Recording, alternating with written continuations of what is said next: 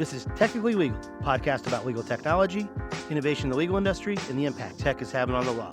I'm Chad Main, the founder of legal services company Percipient, and on today's show, I have a conversation with Professor Richard Jolly of Northwestern University's Kellogg School of Management. He's also the co-founder of Stokes Jolly. That's an organizational and executive consulting practice.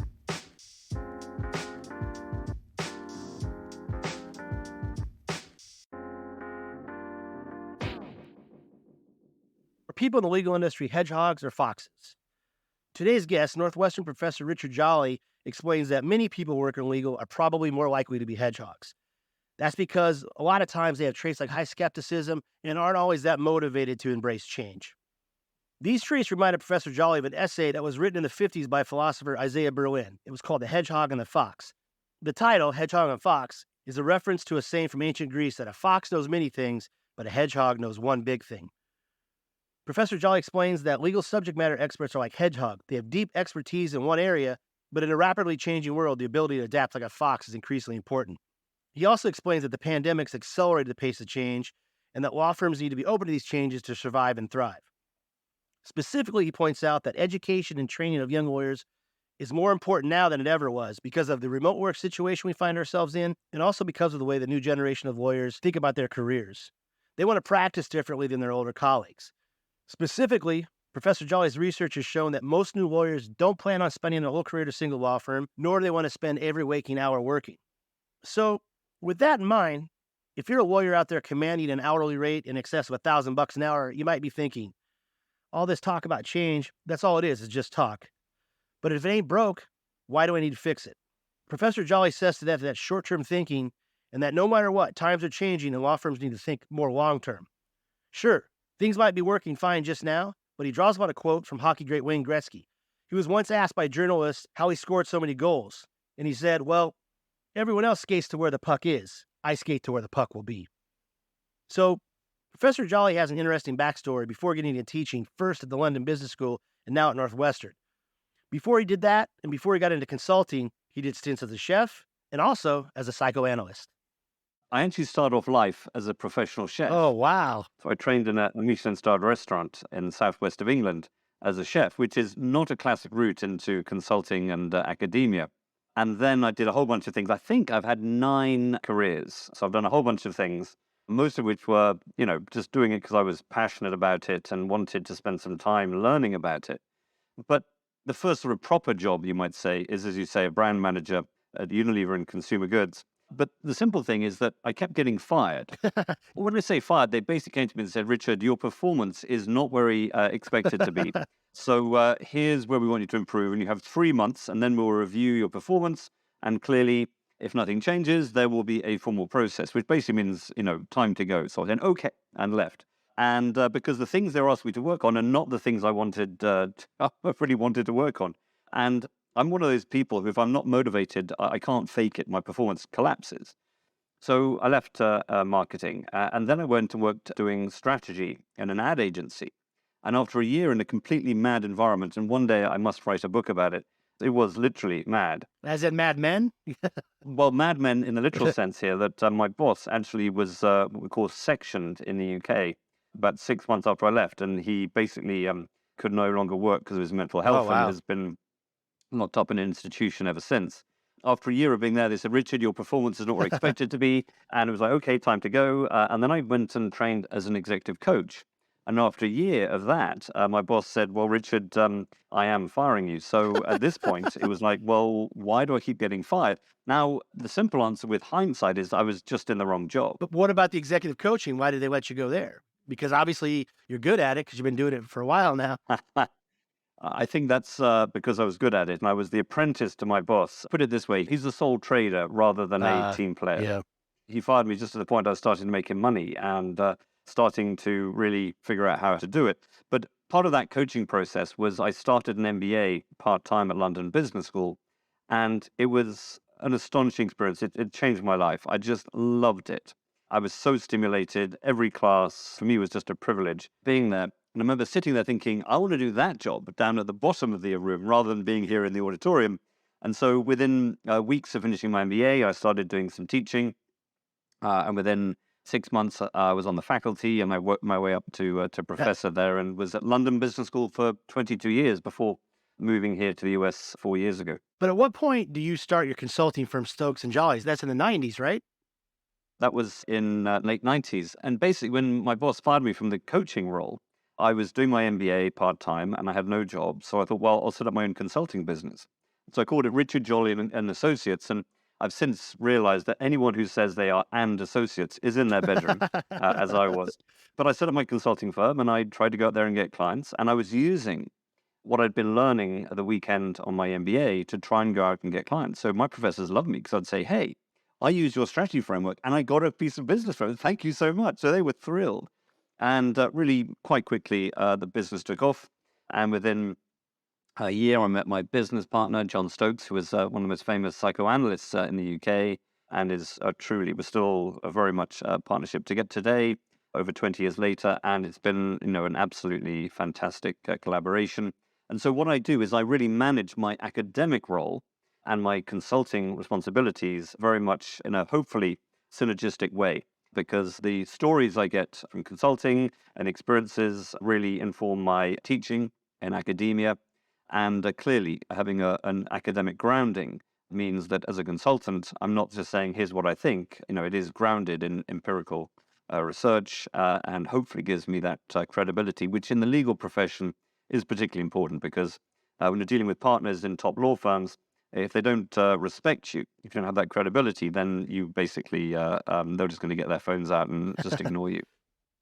Going back to the days before the executive coaching and consulting in London Business School, was there anything that you took from the firings, from your prior less than successful prior attempts at careers into your consulting practice that has really helped you? Is there something you learned back in the day that you use nowadays when you're consulting with these leaders at firms and organizations?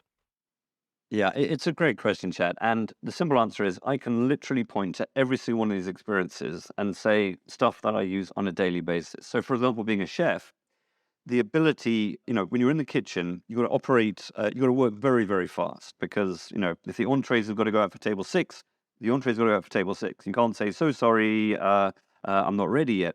And so the ability to work fast and the ability to multitask, to keep lots of plates spinning, not literally spinning, in the kitchen at the same time, is a really critical skill. Probably of all the experiences or the training and roles I had, I trained and worked as a psychotherapist. And that's probably the most Wow. useful thing in terms of my consulting work, because what I find in my consulting work is that there's a very consistent pattern here, which is in people's lives, in the psychotherapy world, but also as an organizational consultant. My experience is that people kind of know what they should be doing. Yeah, so all of us know we should be eating more healthily, taking more exercise, getting more sleep, not losing our temper, all these sort of things that some of us occasionally, particularly since the pandemic, perhaps have been doing a little bit of. So we know what we should be doing, we're just not doing it. So telling people what they should be doing is, in my experience, almost completely irrelevant, because it doesn't make any difference. So, telling someone they should give up smoking because it's bad for them is just going to lead to what we call the backfire effect. And the backfire effect is, if I give you data that is true, that is evidence-based, but it doesn't fit with your belief systems, it backfires. And what happens is you just dig even more deeply into your existing beliefs and behaviors.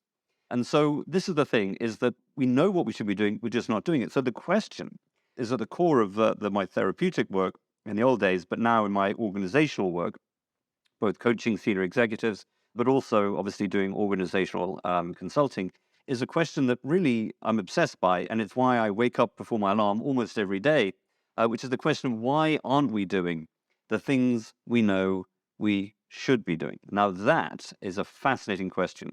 And in the legal world, it is more relevant, I think, than probably any other professional or Yeah. sector that I consult to. So that's really one of the key things that I got from my work as a psychotherapist. But really, all of these experiences are ones where I can point to stuff I learned. I worked as a ski instructor in France for a while. And when you've got somebody on a ski slope, there are 20 things that you need to tell them about how to improve their skiing. But my experience is, particularly when you're on a ski slope and you're still learning to ski, it can be slightly stressful, to say the least, as an environment, and there's a risk of hurting yourself. So what I found absolutely fascinating as a ski instructor is, what's the one thing you need to tell this person to help them improve? Because if you tell them more than one thing, then, it leads to cognitive dissonance. We can't focus and we end up getting into trouble. And, particularly when you've got somebody who is under a lot of stress on the ski slope, is completely freaking out, how you help them calm down and stay focused is something that I use, very frequently in my consulting work, because, quite often I'm being brought into organizations where either you've got individuals who got major challenges, either professional ones or personal ones, or you've got organizations where things are really tough. And that ability just to help them stay calm and focus on the critical things that are going to drive their success is something that I hope would be one of the things that clients would say is valuable about using me as a consultant. So speaking of that, let's go back to London. Let's say I bump into you at a pub, we're having a pint, and I ask you, hey, what do you do? And you say, well, I'm an organizational consultant. And my next question is, what do you do? It's fascinating. I think every parent should ask their kids how they describe their job. It's fascinating. I've done this with my daughters at 13 and 15 at the moment. I've done this with them. And, I ask them, what their friends' parents do, just because I'm fascinated about it. And there's a wonderful book by Justine Garder called Sophie's World. It's about explaining philosophy to a 14-year-old. And Justine Garder's insight, which I think is profound, is if you can't explain something to a 14-year-old, you don't understand it. So the way I would describe it to you, if we were in a pub and maybe after a few drinks, the actual level gets down to a 14-year-old level, I don't know. The way I describe it to my daughters is very much in terms here, which is I help people do the things that they should be doing rather than the things that they have done, because we get into what Sigmund Freud called repetition compulsion. All of us have patterns of behavior that we've learned and we can survive, but are they really the behaviors that are going to allow us to be successful in the future? And there's a key insight here, which is the behaviors that have made you successful so far in your career are not going to be sufficient as you get more senior, be it rising up the hierarchy in a law firm, as the organization gets more complicated, you deal with different clients. And so being open to new ideas and being open to learning, having what the jargon these days, Carol Dweck calls a growth mindset, is something that is absolutely critical. So the way I describe it to my girls is I help people and organizations do the things that they should be doing, because often they're not doing it. And it's a fascinating experience. I don't know if this fits with you, Chad, but organizations are really mad places. I was sent away to boarding school when I was 7, which was not a joyful experience. And I remember just thinking, this is such a mad place. And we were talking about madmen before, and organizations can feel pretty strange places because you can get a whole bunch of really smart people and you put them together in an organization and they don't always behave in very smart ways. And in fact, this is one of the most consistent findings in social psychology.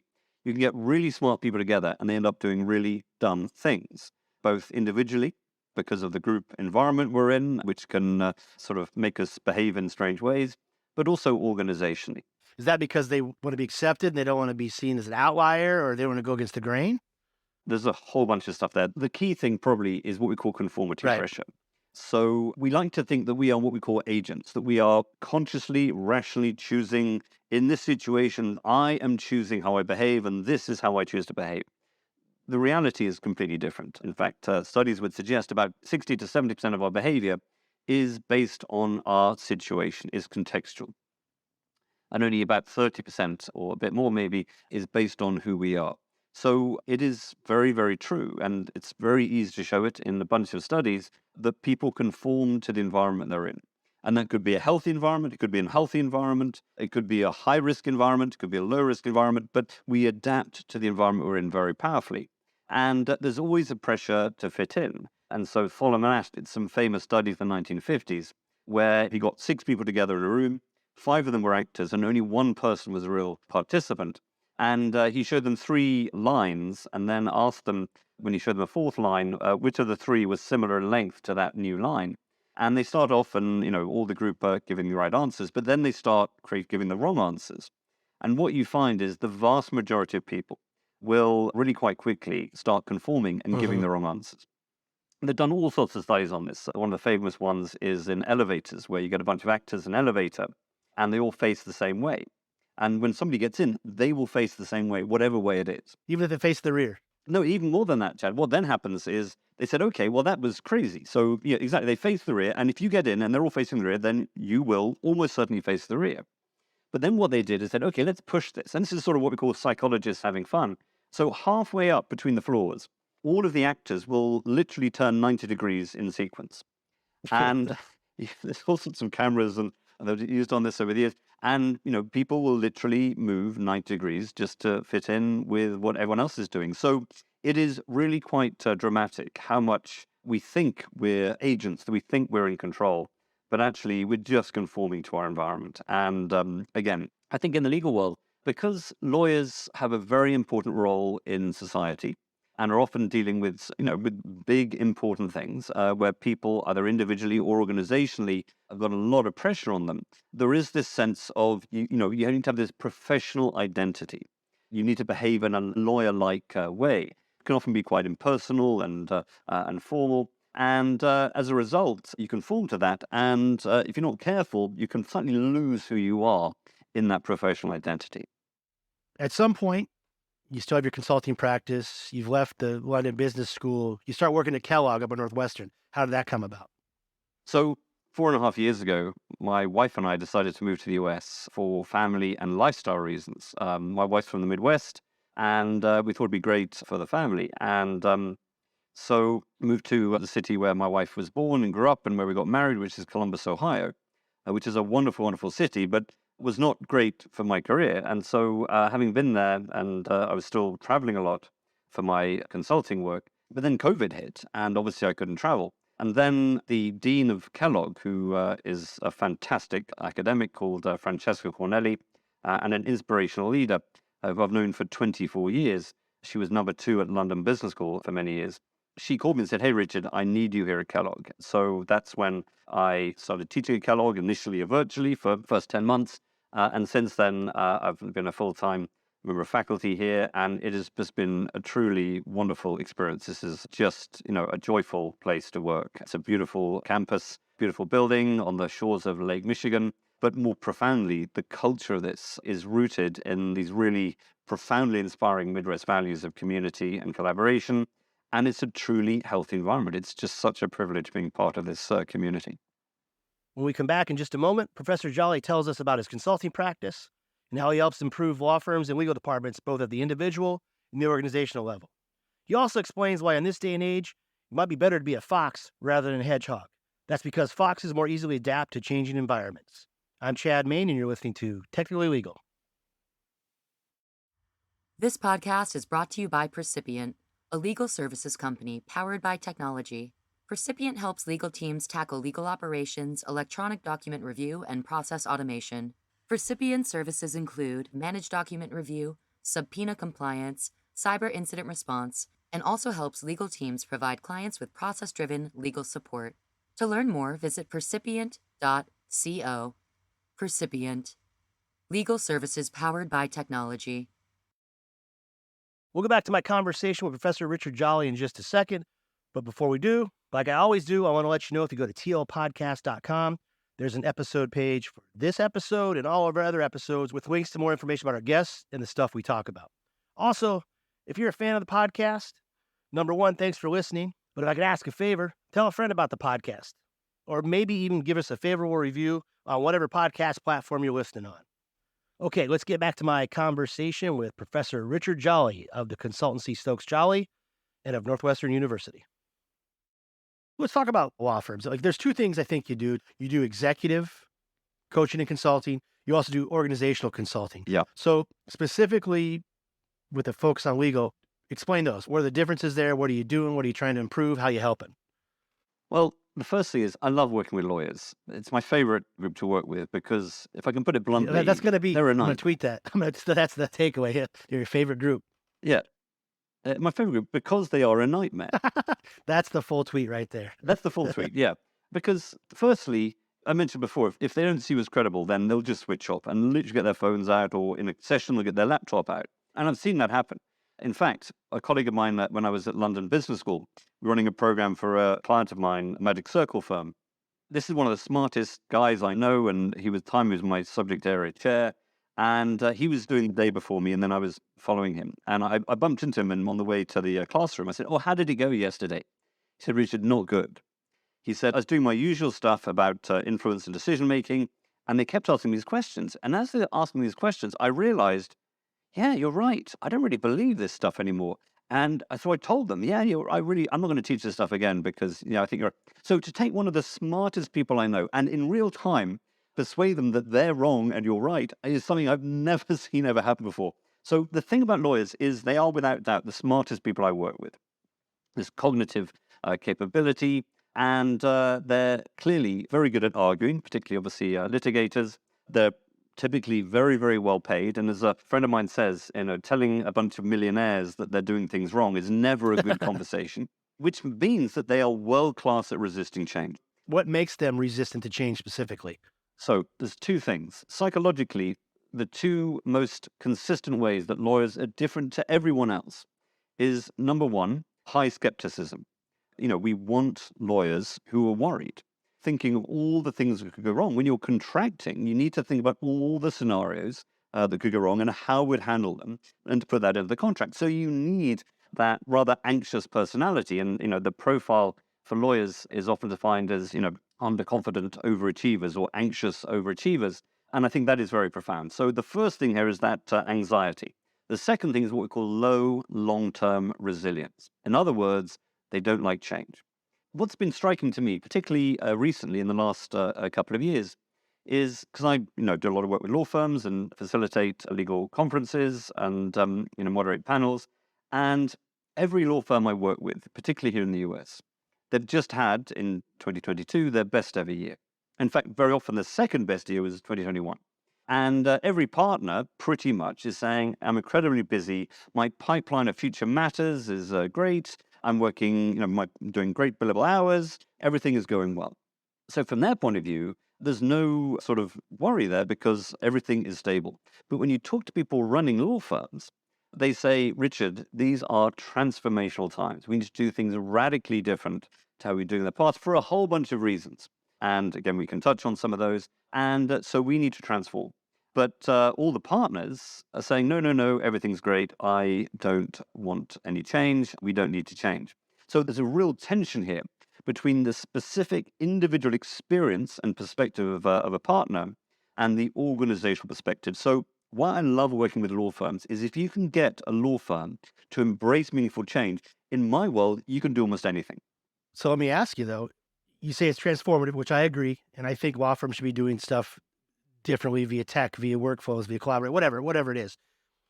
But not a bad point if you're a partner. If it ain't broke, why fix it? If I can get $1,000 an hour, $2,000 an hour, and the client's still coming back and having the best year ever, what needs to transform and why? So, but this is the point, is this low long-term resilience. Let's focus on the long term, because in the short term, a pipeline of future matters is really all that most partners are really concerned about. I'm very good at what I do. I'm very experienced. Clients love my work. I'm valued and everything is going great. The problem is that if you look longer term, then in the words of Wayne Gretzky, obviously the great hockey player, when he was asked by a journalist how come he scored so many goals, his famous answer was, "Well, everyone else skates to where the puck is. I skate to where the puck will be." And if you're running a law firm, you need to focus on where the puck will be, not where the puck is. And so in terms of these big changes, there's so many of them. And in fact, I was in New York last week moderating a conference about the role of AI and how it's going to affect the legal profession. And what was absolutely clear is that this is not one of those other things that is going to be a fad or a fashion. What we're seeing right now is something that is fundamentally going to change the work of every law firm and is going to affect most partners. So a recent study by Goldman Sachs said that 80% of all the tasks we do, 50% of them can be done by technology. So anything that's repetitive, for example, in a legal world, can now be done better by technology. And I'm sure you've seen that right now, was it the New York bar exams? Sort of the AI can actually get you through the bar exam and get you in the top 10% of the students. here at Kellogg, we are absolutely having to radically shift how we engage with students, how we assess them, because I put every exam question and every assignment that I do into ChatGPT. Particularly now we've got ChatGPT 4, and this is just the open source version, let alone the ones that law firms are now working with to do proprietary, confidential, firewalled work, but just simply open source AI. And it got an A every single time. It was in the top half of the class, just in 15 seconds, putting into AI. So the impact in the legal profession is going to be so profound. So there's all of that side of things. There is, I think, greater power amongst clients, be it CFOs, GCs, or whoever, bringing more house in work, building up the in-house legal function, and being more demanding. Not necessarily demanding on price at the moment. That doesn't seem to be the key thing, but certainly demanding in terms of a range of things. Firstly, demanding that law firms reflect the diversity that they have and they seek internally in their organization. And that is a big problem for law firms. But more demanding in terms of, who they want on the work, how they want it to work, how they want to pay. So obviously fixed fee agreements, AFAs, this whole world is something that clients are demanding, or certainly looking for more certainty and more transparency. And of course, using ALSPs for a whole bunch of work that, traditional law firms never even hear about. And so I think that the pressure there on law firms is rising. But there's one really important point I want to add to this, Chad, which is one of the things that is a problem for these partners who have this big pipeline of matters is, I think, perhaps the most profound problem. This is the generation of attorneys entering the legal profession. So we did a study recently where we found that people in their 20s assume they won't stay with the same organization for more than 3 years at any point in their career. And that is a new phenomenon. And I was talking to the head of a law firm recently. Said, Richard, I know this. They are leaving after 3 years. The problem, it takes 6 years of us investing in a trainee before they become profitable. And so I think there's a fundamental pipeline issue here of talent into the law firm. 6 years. I mean, I've been there. Does it really take 6 years? Well, I don't know. It takes time to train, though. It takes time to train. Exactly right. And if they're leaving, and then you have a problem here because, we have a leverage model here, but we keep the best trainees and then promote them to associate, and we keep the best associates, promote them to senior associate, keep the best associates, promote them to partner, and, give them some equity. And that is the leverage model. And the other statistic from the study that was very shocking to me is 72% of these young people said they don't aspire to be like their senior managers. And this is the issue. So, but by the way, particularly more diverse trainees. So here is the key issue. They're looking at people above them and saying, I don't want to be a partner here. I don't want anything about your lifestyle. You're a workaholic. You don't spend enough time with your families and friends. You don't have any interest outside of your work. All you seem to do is work. And I want to have a life.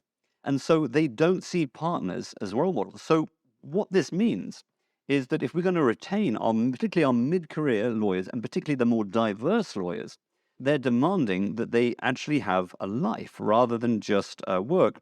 So the main reason I would argue that partners are working so many bill hours right now is they're actually taking the work that was being done by associates, senior associates, and they're doing it themselves, because otherwise they're going to lose them. But let's talk about that, though. So there's that one issue there that tech is changing. The way young lawyers think about their career and what it means is changing.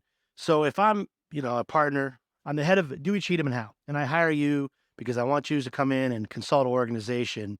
What are the 3 key issues that we need to focus on, and how do we get there?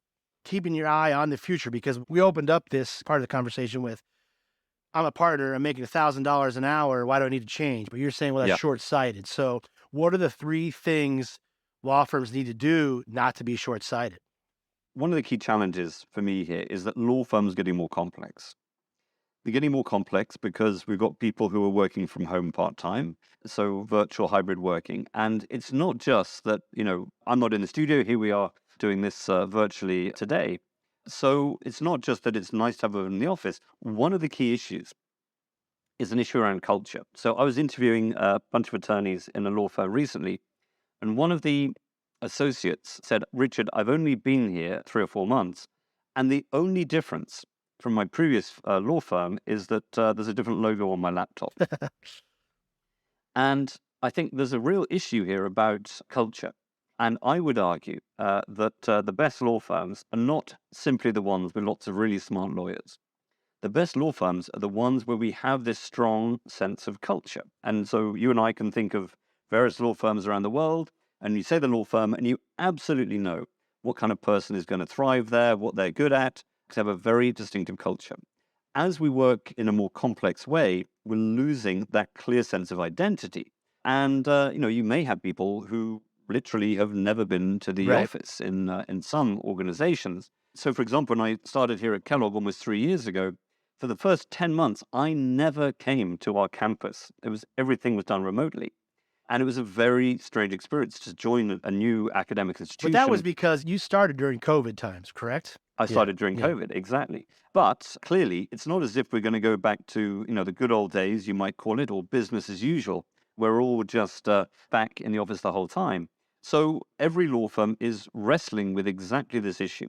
And the simple answer about how firms need to manage this is you've got to be flexible. It's not, 131 or any sort of simple formula here. You've got to actually be flexible here, because the critical thing is culture isn't simply around identity and how we're perceived by potential clients.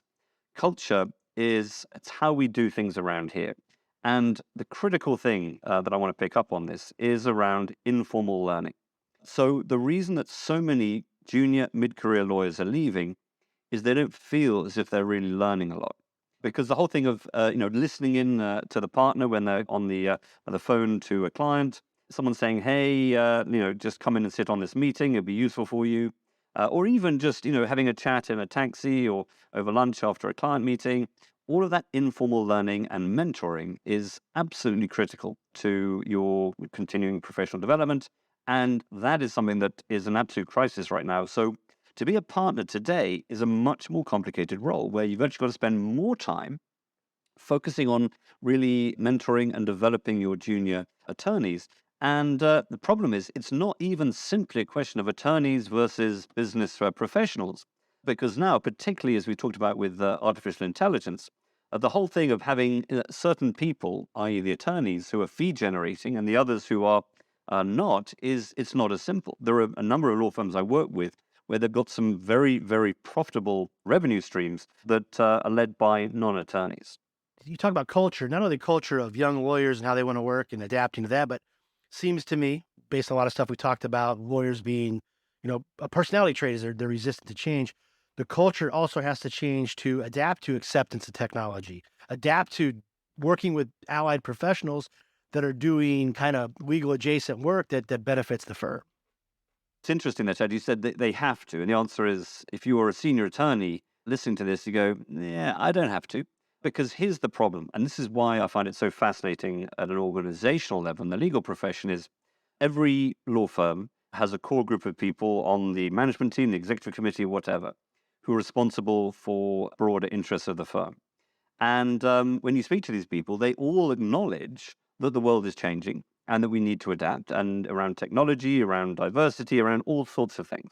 But yet, all of these things are almost by definition things that they didn't really develop throughout their career because they grew up in a different world. We were talking about Mad Men before, and the advertising industry is another one where every senior person in advertising did not grow up in a world of big data and data analytics and, in a much more quantitative approach to advertising. It was Mad Men, as we saw on the TV That's a series. great analogy there because in some ways, old school advertising is similar to old school law because it's your gut. Is the consumer going to agree with that and buy that? Is the jury going to buy that?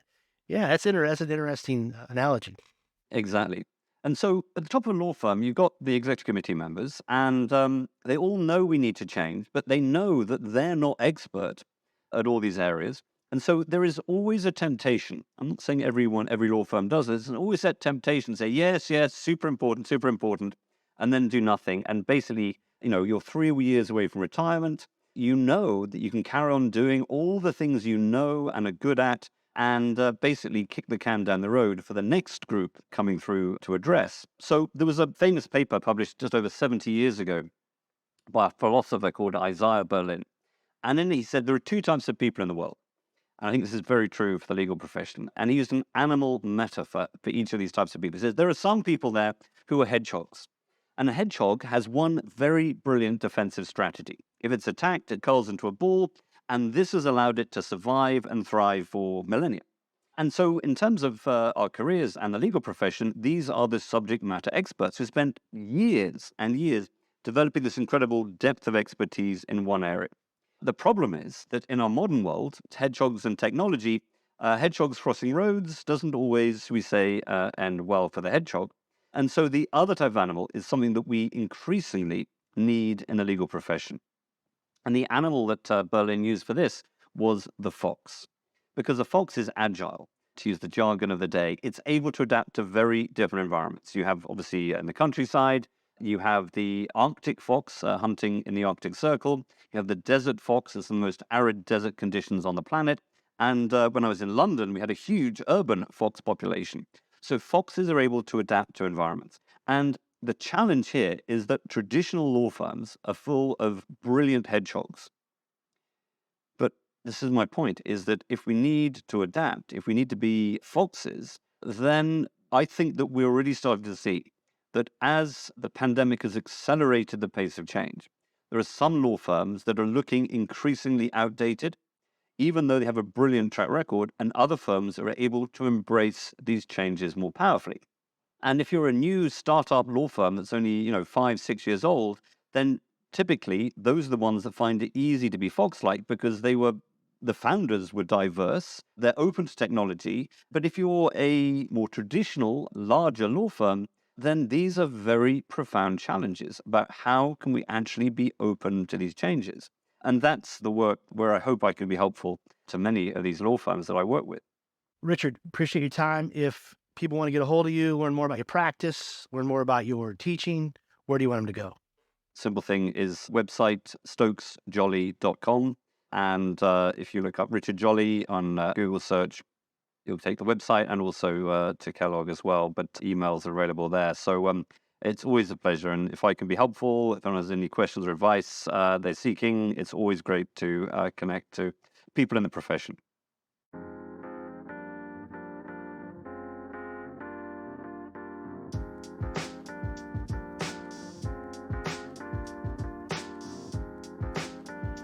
Okay, that's a wrap for today's episode. As always, we really appreciate you listening. If you want to subscribe, you can find us on most major podcast platforms like Apple, Spotify, Google, Stitcher, etc. Also, if you like us enough, I hope you leave us a favorable review. Thanks again for listening. Until next time, this has been Technically Legal.